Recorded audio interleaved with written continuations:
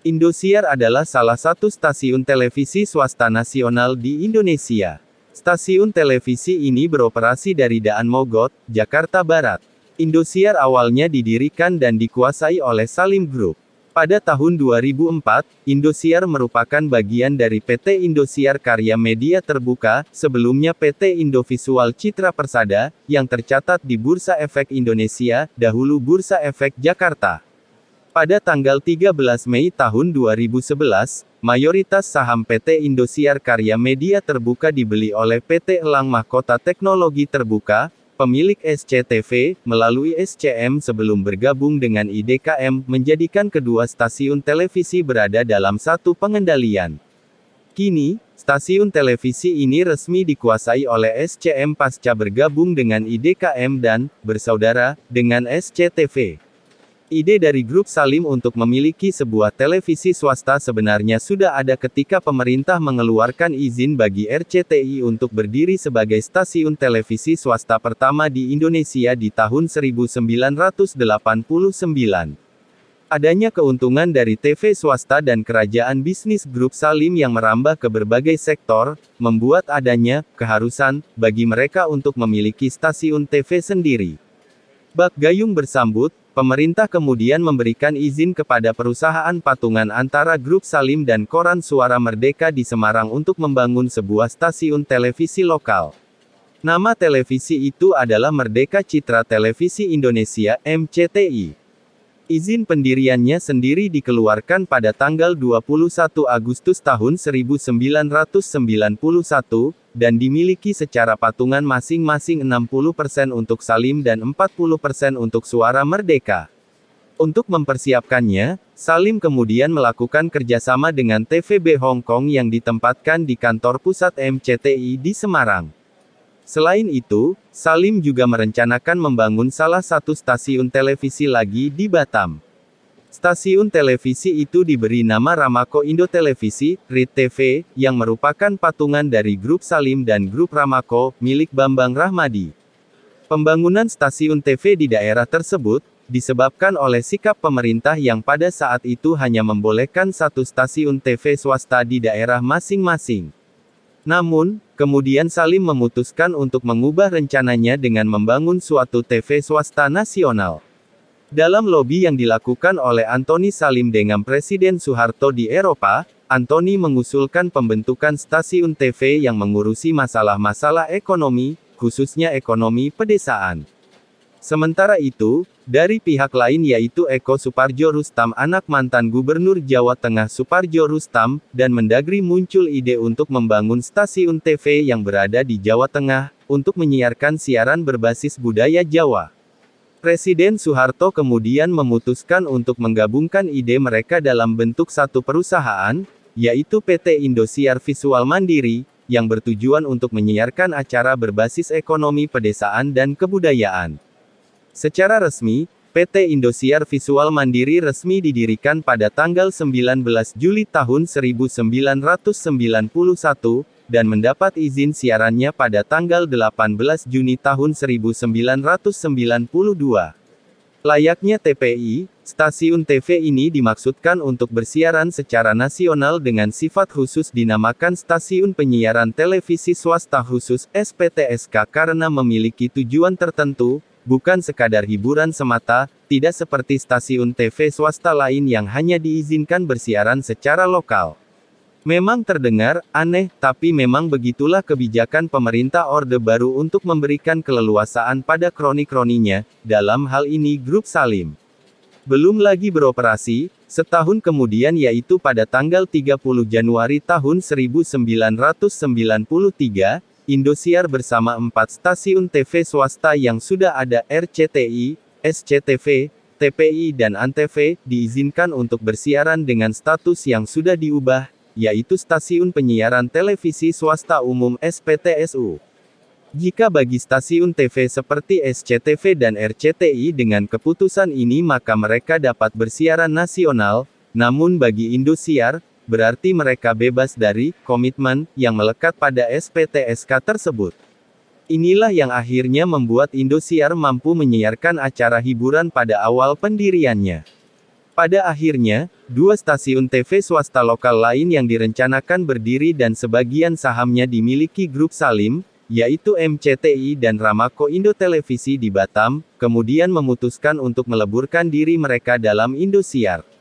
Melanjutkan kerjasama yang dijalin sejak masih berniat membentuk MCTI, Indosiar kemudian menjalin hubungan dengan TVB yang memang sudah berpengalaman dalam industri TV di daerah tersebut sehingga diharapkan bisa memberikan pengetahuan pada pekerja Indosiar.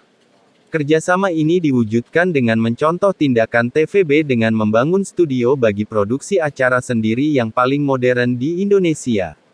Selain itu, Indosiar juga mendatangkan langsung 150 tenaga kerja asing, yang cukup banyak berada di posisi-posisi penting seperti divisi produksi, perencanaan dan pemasaran langsung dari TVB.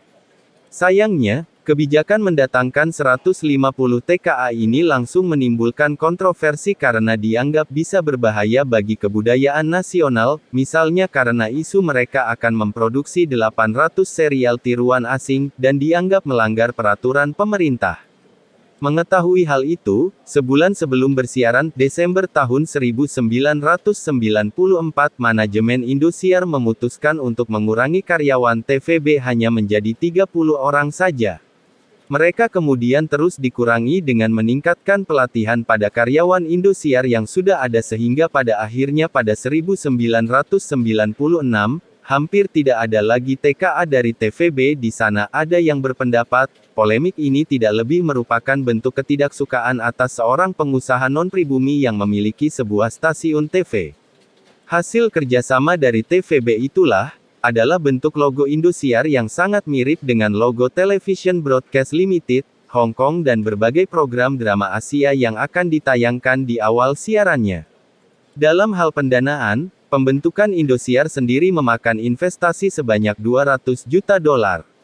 Terlepas dari hal tersebut, Indosiar tetap melanjutkan kegiatannya dan melakukan siaran percobaan pada tanggal 18 Desember tahun 1994 mulai pukul 19.00 sampai 21.30 WIB di wilayah Jakarta, 41 UHF Bandung, 54 UHF Semarang, 27 UHF Yogyakarta, 28 UHF Surabaya, 28 UHF Denpasar, 27 UHF Medan, 23 UHF, dan Ujung Pandang, 27 UHF, diundur dari rencana awal pada Juli dan Agustus tahun 1994.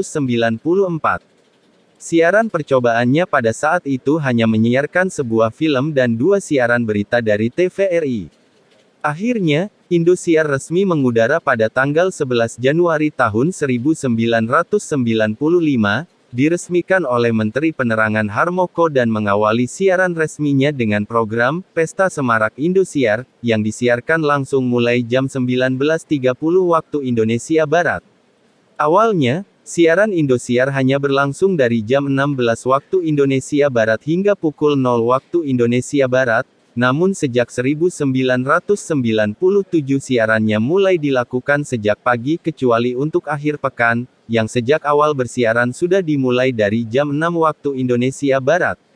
Dalam awal bersiaran, Indosiar langsung menggebrak dengan berbagai program hiburan, terutama berupa drama-drama Hong Kong. Seperti misalnya serial Return of the Condor Heroes yang dibintangi oleh Andy Lau, Tu Leong Tu yang dibintangi oleh Tony Leung yang keduanya cukup populer di kalangan penonton. Demi memuaskan keinginan penonton akan banyaknya siaran asing ini, Indosiar bahkan langsung meluncurkan teknologi baru yaitu NICAM yang menghasilkan suara jernih. Indosiar juga menciptakan acara tradisional yang sudah ada di TVRI namun dengan gaya modern seperti Sri Mulat. Selain itu, Indosiar banyak menekankan kebudayaan. Salah satu program kebudayaan yang selalu ditayangkan adalah acara pertunjukan wayang pada malam Minggu. Penayangan acara ini tidak lain merupakan perwujudan dari keinginan awal Presiden saat Indosiar didirikan pada 1992, yaitu menyiarkan acara yang kental dengan kebudayaan Jawa. Secara umum, Indosiar pada saat itu menargetkan pasar keluarga, dan sudah mencanangkan diri untuk menyiarkan banyak program film lokal dari awal, ditambah juga acara in-house bahkan sudah menyiapkan internal production house. Namun, pada awalnya acaranya masih 70% impor 30% lokal. Seiring perkembangan waktu dan program, Indosiar juga mempopulerkan sinetron Indonesia yang bertemakan cinta dan keluarga, dimulai sejak munculnya Tersanjung, acara-acara realitas yang melibatkan emosi penonton dan SMS secara langsung, dimulai sejak munculnya AVI Infotainment kisah seputar selebritis dan juga program berita seperti Fokus dan Patroli. Indosiar juga menayangkan kartun yang cukup banyak setiap hari Minggu yaitu dari pukul 6.30 sampai pukul 12 waktu Indonesia Barat. Kartun yang pernah populer di Indosiar adalah Dragon Ball, Digimon, Pokemon, Bleach, Naruto, Gundam, dan lain-lain. Indosiar merupakan suatu stasiun televisi yang cukup populer di Indonesia pada awal pendiriannya. Stasiun ini terkenal karena langsung menyajikan program film-film impor, dan selanjutnya sinetron keluarga. Pada tahun 1999, stasiun ini bisa dikatakan melampaui RCTI dengan pasar 34-38%. Di tahun 2002, Indosiar bahkan tercatat, menengguk kue iklan terbesar dibanding stasiun TV lain.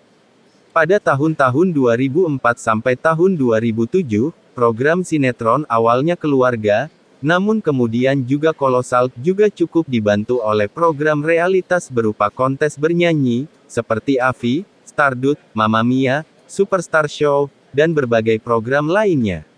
Namun, memasuki akhir 2000-an, tampak program kontes menyanyi tersebut sudah tidak banyak menarik pemirsa, sehingga sejak itu Indosiar mulai memanfaatkan program drama FTV dan sinetron kolosal Genta Buana Paramita.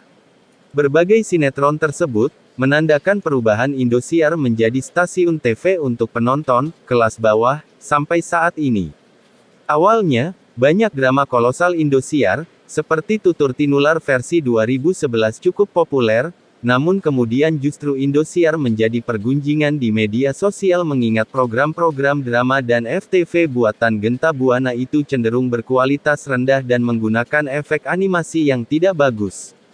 Hal-hal yang menjadi gunjingan tersebut, seperti misalnya animasi naga terbang, karakter kelelawar Jayapati, yang mirip Batman, di Tutur Tinular 2011 dan FTV Genta Buana yang backsoundnya lebih mirip dangdut India. Akhirnya, justru pemirsa rating Indosiar semakin menurun, hanya menduduki posisi 6, dan mungkin inilah yang menjadi salah satu alasan penjualan TV ini dari grup Salim ke Emtek pada 2011. Setelah dikuasai Emtek, awalnya Indosiar tetap mempertahankan program tersebut, namun seiring dengan menurunnya rating maka pada 2012 Indosiar mulai melakukan beberapa penyesuaian. Beberapa perubahan tersebut, seperti memperbanyak program in-house, tidak lagi menayangkan program sinetron berseri terutama sejak 2013 dan sinetron kolosal serta lebih menggalakkan acara realitas bergenre dangdut, seperti The Academy, Bintang Pantura dan Liga Dangdut Indonesia. Indosiar seperti menjadi stasiun TV dangdut baru, yang makin tenggelam dalam acara dangdut sampai tengah malam.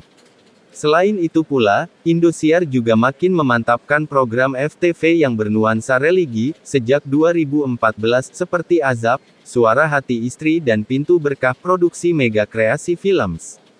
Program-program ini cukup sukses menarik pasar masyarakat bawah, namun kadang-kadang dikritik karena ceritanya yang selalu monoton dan cenderung tidak berkualitas. Di masa penguasaan Emtek juga, Indosiar menyingkirkan hampir seluruh program kartun yang pernah ditayangkan dan mulai menayangkan program sepak bola, seperti Liga 1 dan Piala Presiden. Pada awal Mei tahun 2013, Indosiar Karya Media resmi bergabung dengan Surya Citra Media dan membuat stasiun televisi ini dikendalikan oleh satu perusahaan media yang juga menguasai SCTV. Direktur utama Indosiar saat ini adalah Dr. Imam Sujarwo, MP.